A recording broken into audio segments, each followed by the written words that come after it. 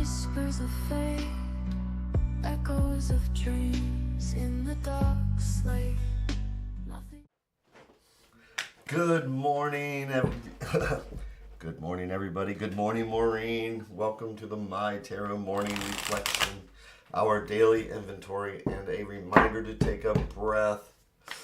Good morning. How are you, Jenny? Yeah, it was thundering, all right.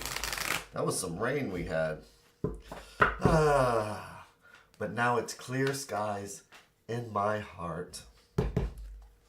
So I hope everybody had that amazing day yesterday. I've gotten up, I've showered, still kind of need to shave, clean up a little bit. I'm going to be doing tarot readings tonight up at Lune. And it's in Hagerstown, small little town here in Maryland. And if somebody is a government worker, I am giving free tarot readings to government workers right now. So, then I have a class coming up also this Sunday. I'm excited about that. Coincidences, omens and coincidences. Tarot meditation. So, but what are we doing today? We are listening to the cards like they're the sounds of the ocean. Or cats purring. It really does sound like cats purring.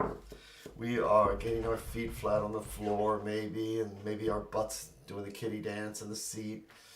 And checking in with our shoulders, see where the shoulders may be.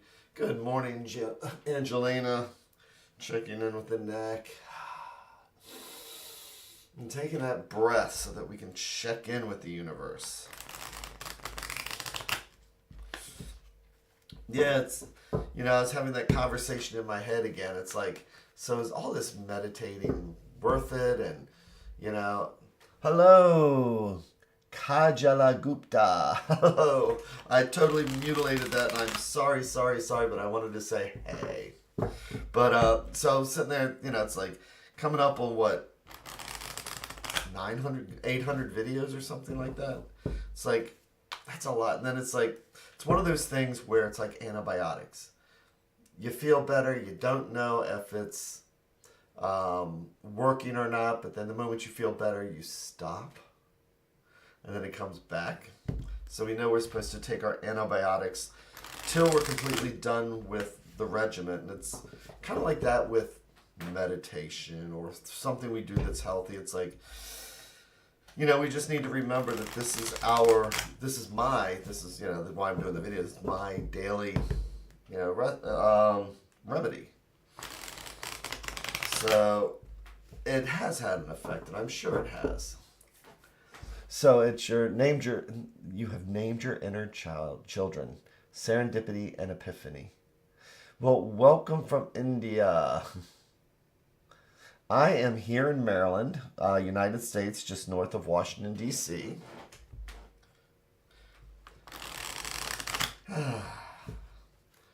So, but welcome. Like I said, I have over 700 videos, and I like doing the morning meditations right now, and breathing, and all that wonderful stuff, and it's just checking in with the universe. See what we might have going on. See if there's something that we can think about during the day.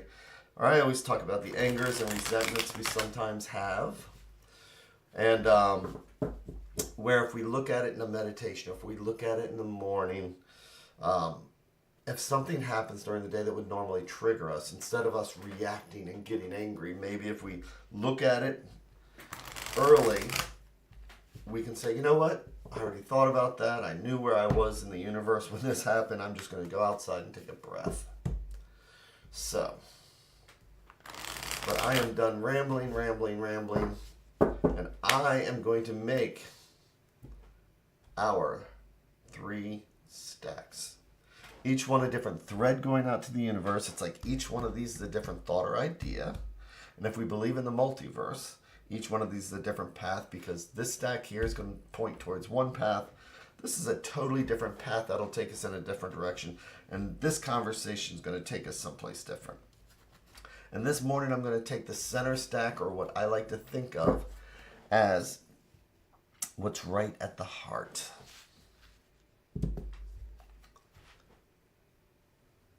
Kajalagupta.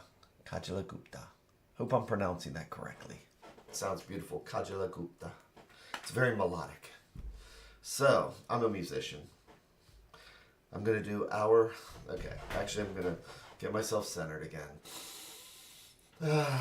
Take that extra breath. And I'm going to do our 3 in 1.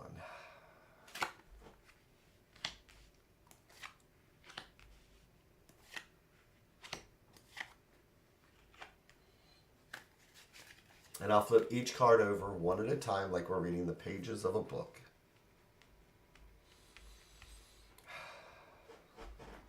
And our first card, we have the 4 of Cups. So what are cups?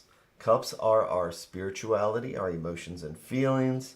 And then 4 of Cups. Well, the number 4 in numerology is like 4 legs on the table. You know how you get that stability? But with water, cups are the element of water. What happens when water sits still? Water wants to flow. Water wants to move. If you have a pond, you have an exit for the water and an entrance for the water to keep it clear. But sometimes we are sitting still.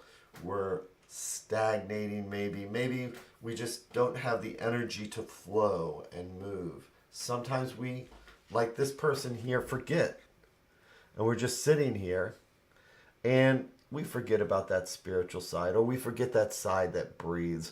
We forget that, again, our spirituality is like water. And it needs to flow from us to others, from others back to us. It's a continuous flow. So, let's see what the next card is. And sometimes one of the reasons why that happens is that we feel a sense of loss. So we lose energy. We lose that flow. The world is not always an easy place, whether it is dealing with family, friends, jobs, or just the whole state of the world right now. And I love how Pamela Coleman Smith has this. So we had the 4 of Cups. And what happens to the 4 of Cups is that either we find movement or we fall deeper into that depression or deeper into that that sense that something is wrong. And this is a sense that something is wrong. Notice this person here. They have a nice little villa here, and they can just walk across the bridge and go there. But of the 5 cups, so we went from 4 cups and now we have 5 cups. This person here is staring so hard at the 3 cups that have spilt over that he's totally forgotten that there's still 2 cups left. So this is one of those things where we sit too long thinking in the negative. We sit too long and we don't let our energies flow. And we kind of spiral. We hear the news. We hear what's going on. We have relationships. We have family. We have friends. And if we're not doing something, if we don't get up and get our spirit flowing, then we're just going to start feeling a little bit worse. And then we have, now this deck's got reversals in it. And here we have the Death card. And this is not the same one that you hear in Hollywood with, ooh, you're going to die. But death is just a transition. Death is moving from one point to another. And it's not easy.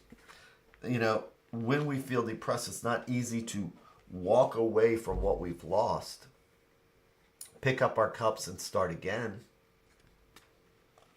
So today we need to look at what we feel, how we're thinking.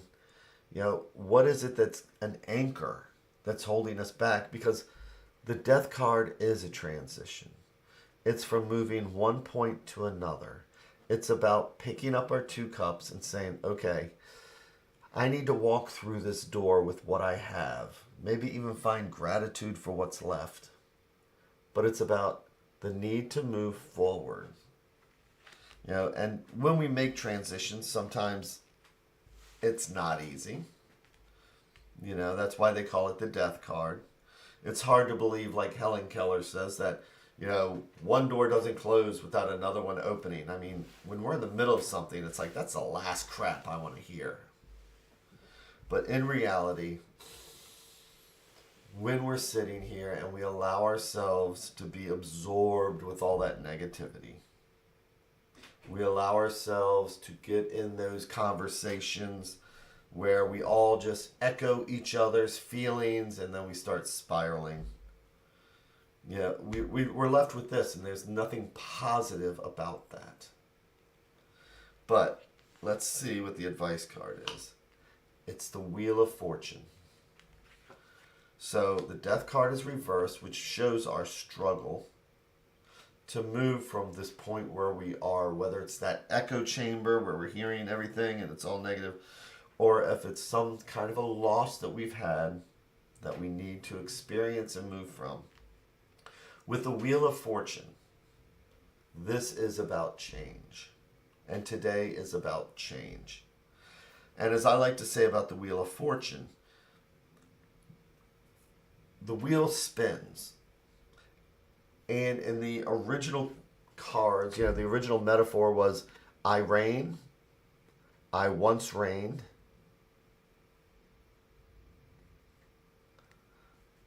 and then I'm trying to remember what all four was, but I know it's like, I will reign, I once reigned. So it just means that we're going to have to keep going through that cycle.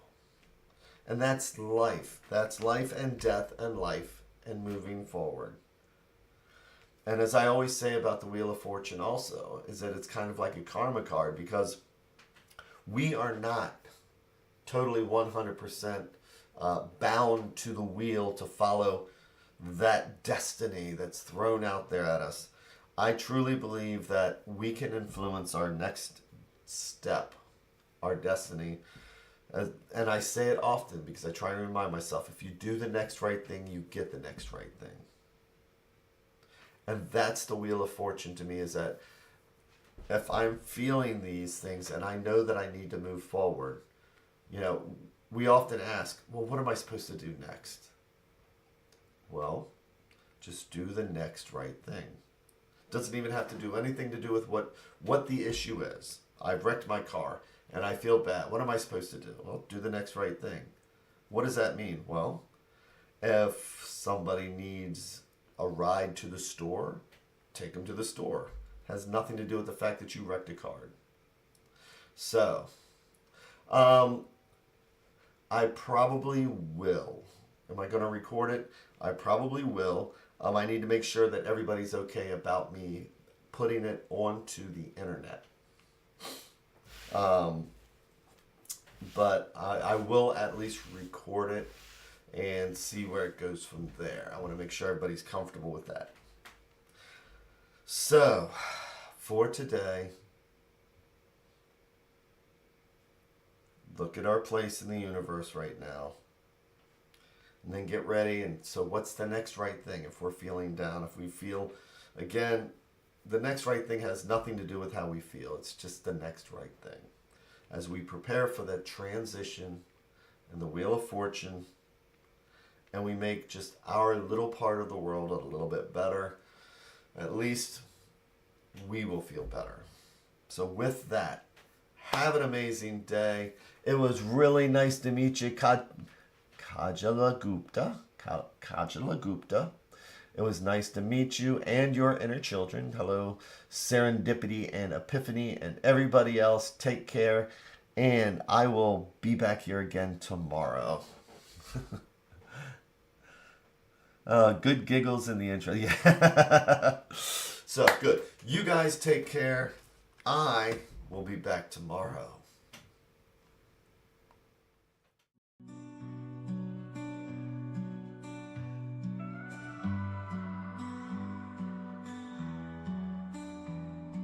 Stars in the sky, cards in my hand, searching for signs, lost in the sand.